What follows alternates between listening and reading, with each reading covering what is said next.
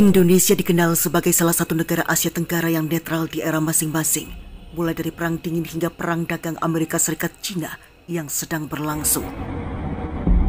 Sikap Indonesia di mata dunia terkadang tidak dapat menyenangkan semua pihak dengan keputusan-keputusan kebijakan luar negeri yang kini diterapkan ternyata memiliki pandangan berbeda-beda di beberapa negara. Bahkan, negara berikut ini disebut-sebut merasa tidak senang atau tidak nyaman dengan kebijakan luar negeri negara Indonesia. Mereka menganggap kebijakan luar negeri Indonesia membenturkan kepentingan antar negara masing-masing dan akhirnya negara tersebut kerap menunjukkan sikap tidak suka dan tidak nyaman pada negara Indonesia.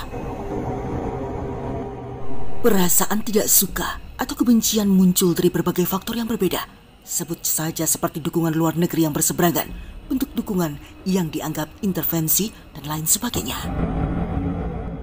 Dan berikut ini adalah daftar 5 negara yang dikatakan paling membenci Indonesia untuk saat sekarang ini.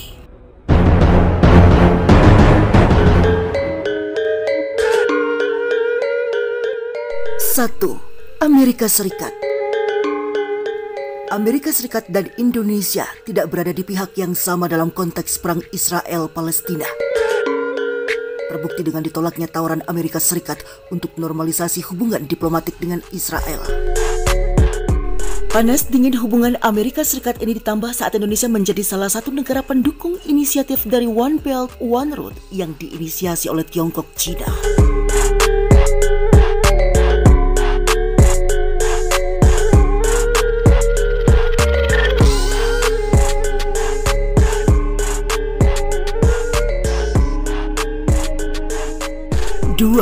Malaysia.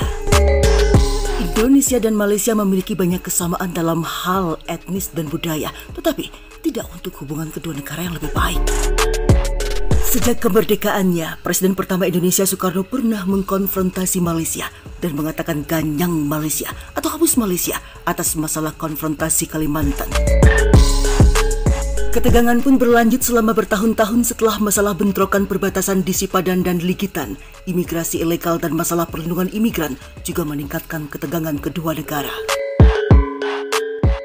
Sementara Malaysia menuduh Indonesia telah berulang kali mengirim migran ilegal, Indonesia mengangkat rendahnya perlindungan dari banyak masalah migran Indonesia di Malaysia.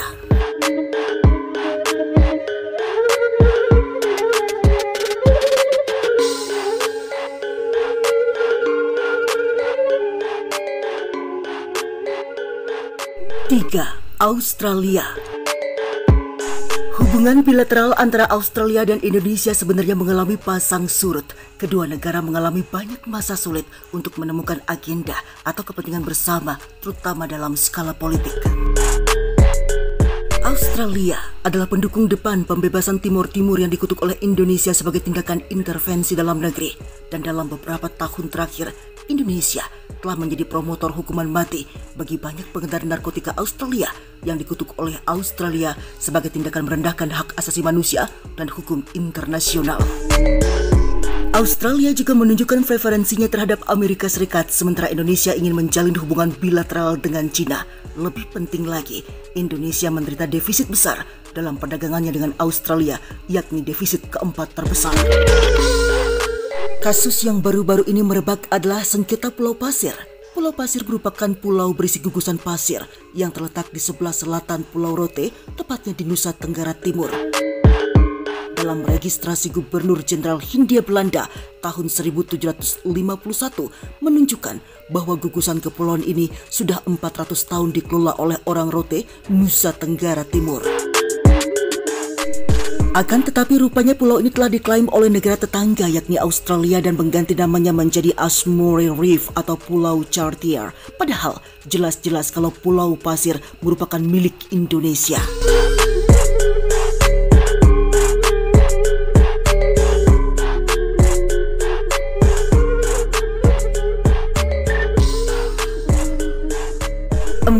Israel.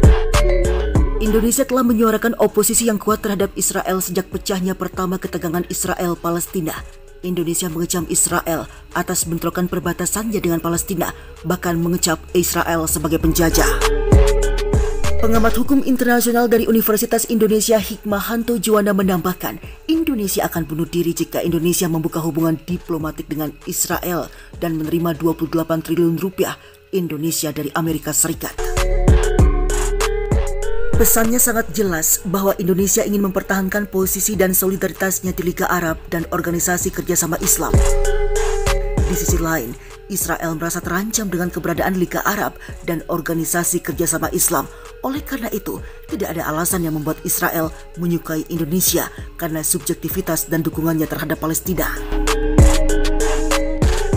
Israel kemudian melarang seluruh pemegang paspor Indonesia berkunjung ke negara tersebut mulai 9 Juni. Meskipun telah memiliki visa, larangan diberlakukan baik bagi mereka yang datang secara individu maupun dalam bentuk rombongan, termasuk yang melakukan wisata rohani. Keputusan Israel itu merupakan aksi balasan setelah pemerintah Indonesia pada pertengahan Mei lalu melarang warga Israel mengunjungi Indonesia.